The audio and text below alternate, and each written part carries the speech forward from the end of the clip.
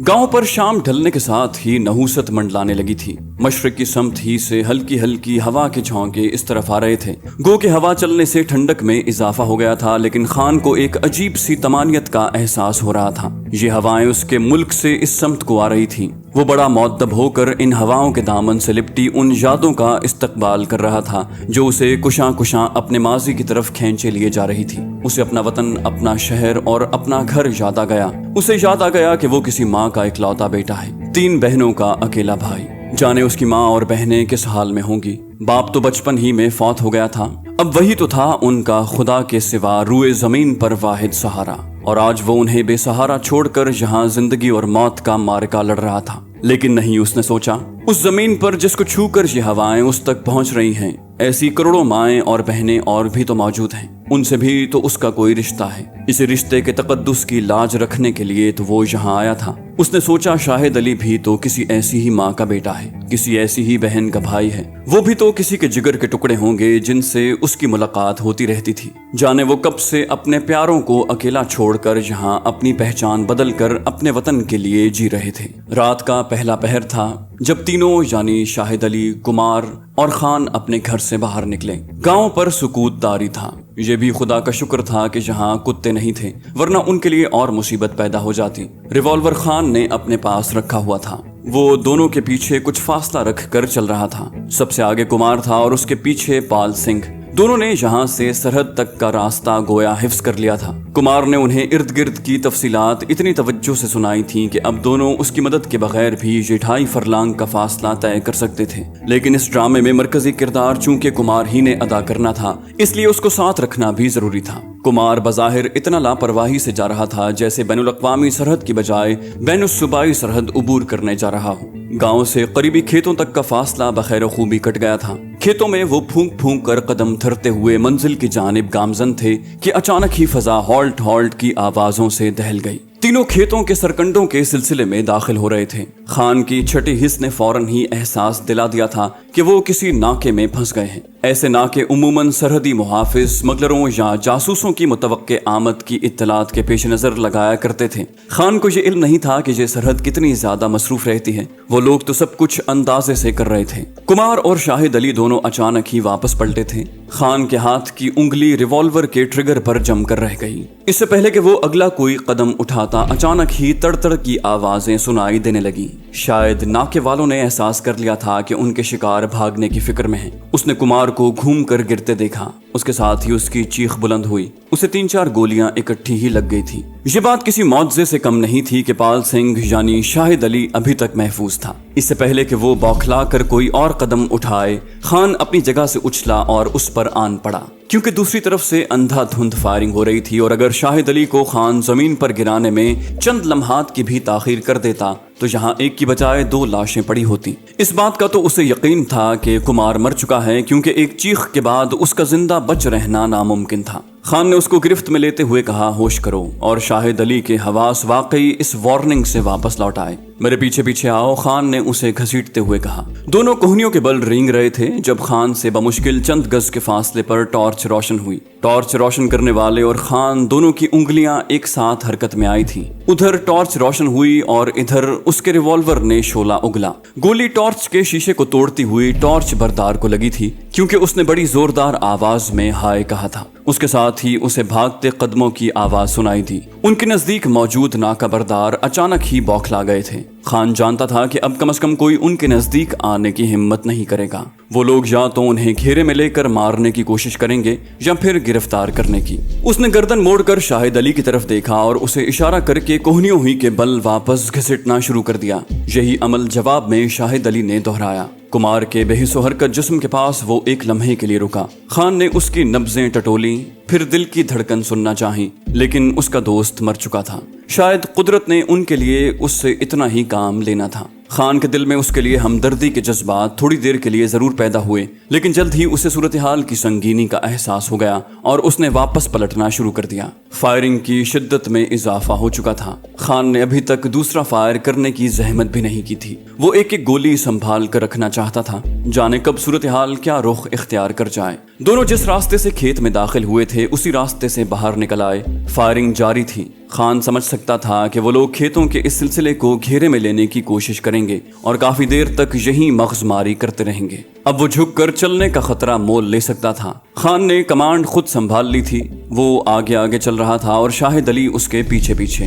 दिन के उजाले में देखा हुआ रास्ता उसके जहन में उजागर होने लगा था और वो अपनी यादाश्त ही के सहारे आगे बढ़ रहा था। फायरिंग उनके अकब में जारी थी। आध घंटे के जानलेवा और आसाब शिकन जंग के बाद वो बिलाखिर दुश्मन को चकमा देने में कामयाब हो गए। खान के लिए ये खेल नया नहीं था। कुमार की मौत ने उस पर थोड़ी देर के लिए पशमुर्दगी जरूर तारी की थी, लेकिन दुश्मन के चुंगल से बच आने और अपने मकासद में कामयाबी हासिल करने की खुशी का एहसास उस जज्बे तरहुम पर गालिब आने लगा था। दोनों उस वक्त सरहद से बमुश्किल एक फरलांग दूर थे जब अचानक उनके चारों अतराफ रोशनी का एक तूफान उमड़ पड़ा। दुश्मन ने इस मर्तबा हॉल्ट पुकारने की बजाय रोशनी राउंड्स फायर किए थे। सहरा की वो रात जैसे यकदम अंगड़ाई लेकर जाग उठी हो। दोनों ने पनाह लेने के लिए नजदीकी झाड़ी में छलांग लगा दी, लेकिन अब देर हो चुकी थी। किसी बीएसएफ के जवान की स्टेन गन से निकली 3-4 गोलियां अचानक ही खान के दाएं पहलू में दाखिल हो गई थी। उसे एक अलाव अपने अंदर दहकता हुआ महसूस हुआ और वो लड़खड़ा कर शाहिद अली पर गिर पड़ा।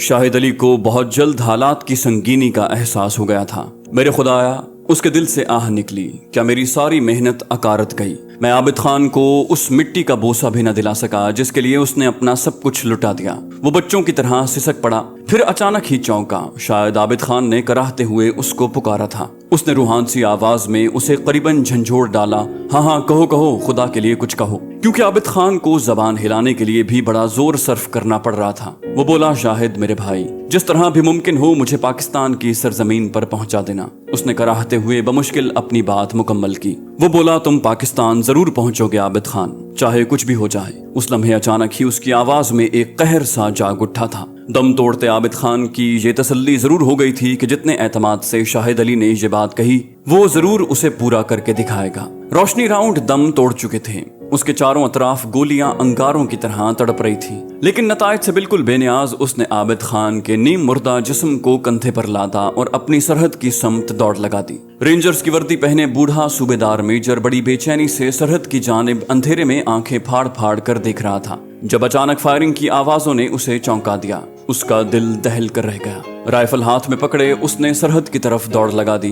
पिकेट पर मौजूद बाकी जवान भी उसके ताक़ुब में बाहर को लपके। सरहदी लकीर पर बैठकर उन्होंने दूसरी समत हवा में फायरिंग करके अपनी दानिश्त में दुश्मन की तवज्जो अपनी तरफ मबजूल करने की कोशिश की। आबिद खान के इंस्ट्रक्टर बूढ़े सूबेदार मेजर को यूं महसूस हो रहा था जैसे किसी अनदेखी कुव्वत ने उसका दिल मुट्ठी में लेकर जोर से मसल डाला हो। अंधेरे में उसकी बूढ़ी आंखें चीते की तरह चमक रही थी। एक जवान ने उनके कंधे पर हाथ रखकर अपनी दाहिनी समत किसी हयूले की तरफ इशारा किया। उसके बाकी साथियों ने चौकस होकर राइफलें तान ली। बूढ़ा सूबेदार मेजर उस समत आगे बढ़ा। उसने बमुश्किल 15-20 गज के फासले से शाहिद अली को पहचान लिया। उसके कंधे पर लदे उसके साथी की शनाख्त उसके लिए मुश्किल नहीं रही थी। सूबेदार का दिल धक से रह गया। उसके नजदीक आने पर शाहिद अली सिसक पड़ा। सर, उसकी सांस फूली हुई थी और अब उसे अपनी टांगें बेदम होती महसूस हो रही थी। ऐन उन लम्हात में जब वो आबिद खान समेत लड़खड़ा कर गिरने वाला था, सूबेदार के अकब से नमूदार होने वाले 4 तनोमंद हाथों ने उसे थाम लिया। जल्दी करो, फौरन इसे ले चलो। बूढ़े सूबेदार ने आबिद खान के खून में लथपथ जिस्म पर नजर पड़ते ही उन्हें चिल्लाकर हुक्म दिया। मुस्तैद रेंजर्स ने सूरत हाल की नजाकत जानने में एक लम्हे की गफलत भी नहीं दिखाई थी। वो आबिद खान को अपने हाथों पर फूलों की तरह तोलते हुए पिकेट तक पहुंचे थे। पिकेट पर मौजूद एक जवान पहले ही फर्स्ट एड बॉक्स तैयार कर चुका था, लेकिन उसे समझ नहीं आ रही थी कि फील्ड पट्टी आबिद खान के जिस्म के किस हिस्से पर रखे। चारपाई पर लेटे लेटे नीम बेहोश आबिद खान की नजरें जैसे ही अपनी समत झुके बूढ़े चेहरे पर पड़ी, एक करबंगेज मुस्कुराहट उसके होंठों पर जाग उठी। सर, पाकिस्तान आ गया। हाँ मेरे बच्चे, तुम अपने मुल्क में हो। सूबेदार की आवाज भर्रा गई। खान ने कहा, सर मुझे अफसोस है, हम पाकिस्तान को टूटने से बचा नहीं सके। उसके किसी जख्म में अचानक टीस उठी थी। अल्लाह बाकी मुल्क को सलामत रखे, आमीन कहकर वो निढाल हो गया। मेरे बच्चे, जो कुर्बानी तुमने दी वो हम कभी नहीं भूल सकते। खुदा की कसम, तुम ही वो गुमनाम जियाले हो जो चुपचाप अपनी जान, अपना आज और अपना मुस्तकबिल हमारी जिंदगियों, हमारे कल और हमारे मुस्तकबिल के लिए कुर्बान कर देते हो। बूढ़े सूबेदार मेजर की आवाज भर्राने लगी। मेरे बच्चे, तारीख कभी ये न जान सकेगी कि तुम लोग कौन थे। کہاں سے آئے تھے اور کیا کیا گراں قدر کارنامے انجام دیتے رہے، لیکن ہمارے سینوں میں رقم ہونے والی داستان لہو رنگ آنے والی نسلوں کو چلا چلا کر تم لوگوں کی عظمت کی کہانیاں سناتی رہے گی۔ عابد خان نے کراہتے ہوئے اسے مخاطب کیا، سر جس دشمن سے ہمیں واسطہ پڑا ہے ہم نے تو اسے بھلا دیا ہوگا، لیکن تقسیم ہند اور آزاد مملکت حاصل کرنے کے بعد ہمارے گناہ کو اس نے ابھی تک نہیں بھلایا۔ مشرقی پاکستان کو الگ کرنے کے بعد اب اس کی نظریں ادھر اٹھنے لگی ہیں۔ ہماری آزادی کو اس نے اپنی جان کا روگ بنا لیا ہے۔ وہ اس لا الہ الا اللہ کو پابند سلاسل کرنا چاہتا ہے، اور ہماری یہ کتنی بد نصیبی ہے کہ ہم فضا اس کے لیے مسلسل سازگار کرتے چلے آئے ہیں۔ بوڑھا صوبیدار بے بسی سے اپنے جوان شاگرد کی جانب دیکھ رہا تھا۔ اس کی آواز اب رک رک کر آ رہی تھی۔ وہ صرف یہ سن سکا، سر اس پاکستان میں ہم صوبہ پرستی اور فرقہ پرستی کی لعنت کو جنم دے رہے ہیں۔ کیا اس طرح ایک پاکستان کے ہم کئی ٹکڑے کر دینا چاہتے ہیں؟ کیا ایک ایک ٹکڑا کر کے ہم اسے بھی اس طرح اغیار کی نظر کرنا چاہتے ہیں جس طرح کہ ہسپانیہ کے مسلمانوں نے 800 برس کی حکومت کے بعد کیا؟ کیا آج ہم وہی تاریخ دہرانا چاہتے ہیں جب اسپین کی اسلامی سلطنت صرف غرناطہ تک محدود ہو کر رہ گئی تھی؟ سر اس کی نبضیں ڈوبنے لگی۔ ممکن ہو تو ایک دم توڑتے سپاہی کا پیغام اس کی قوم تک پہنچا دیں، خدا کے لیے پاکستان کے مزید ٹکڑے مت کرنا۔ ہماری بقا ایک اور مضبوط پاکستان میں ہے۔ پاکستان کی مٹی کو میرا سلام، لا الہ الا اللہ۔ اس کی گردن ایک طرف ڈھلک گئی۔ شاہد اور صوبیدار دونوں دیوانہ وار اس پر جھک کر اسے مخاطب کرنے لگے، لیکن عابد خان ان کی کسی بات کا جواب دینے کے لائق نہیں رہا تھا۔ وہ قرآنی آیات بڑبڑا رہا تھا۔ اس کی یہ حالت دیکھ کر اس کے سرہانے کھڑے رینجرز کے ایک بوڑھے حوالدار نے سورہ یاسین کا ورد شروع کر دیا۔ عین ان لمحات میں جب وہ اللہ کی طرف سے اپنی راہ پر مر مٹنے والوں کو اجر عظیم کی خوشخبری سنا رہا تھا، عابد خان نے اپنی جان آفرین کو سونپ دی۔ اس کی گردن ایک طرف ڈھلک گئی، مسکراہٹ جوں کی توں اس کے ہونٹوں پر زندہ رہی۔ اچانک ہی آسمان پر ایک خوفناک دھاڑ گونجی، جانے کب اچانک بادلوں نے آسمان پر بسیرا جما لیا۔ مبہوت شاہد علی نے جھک کر اپنے ساتھی کے ماتھے پر بوسہ دیا، اس کی کھلی آنکھوں کو دونوں ہاتھوں سے ڈھانپا اور بچوں کی طرح سسکیاں لینے لگا۔ بادل پھر زور سے گرجا، آسمان کا کلیجہ جیسے شق ہو گیا ہو۔ ایک زوردار کڑاکے کی آواز کے ساتھ بجلی کوندی اور آسمان رونے لگا۔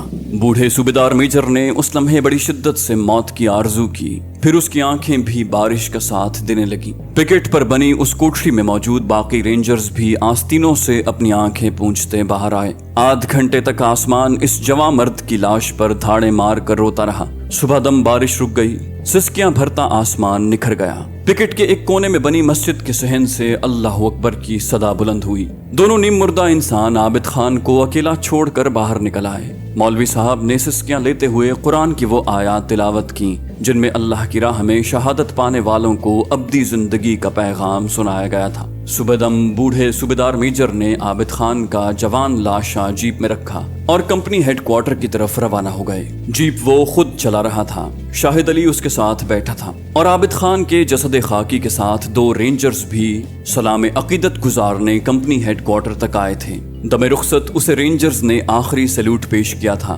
اتنی جوان اور دلیرانہ موت پر ان کے دل خون کے آنسو بہا رہے تھے۔ پاکستان کے ایک دیہات کے اس قبرستان میں لوگوں کا ایک جم غفیر امڈ آیا تھا۔ یہ لوگ وطن کے شہید کو نذرانہ عقیدت پیش کرنے آئے تھے۔ انہوں نے اسے قدرے اونچی جگہ دفن کیا تھا، اور جب اس جوان شہید کے جسد خاکی پر مٹی ڈالنے کے بعد واپس مڑنے لگے تھے، ایک زوردار آواز نے ان کے قدم تھام لیے۔ پاکستان کے شہریوں!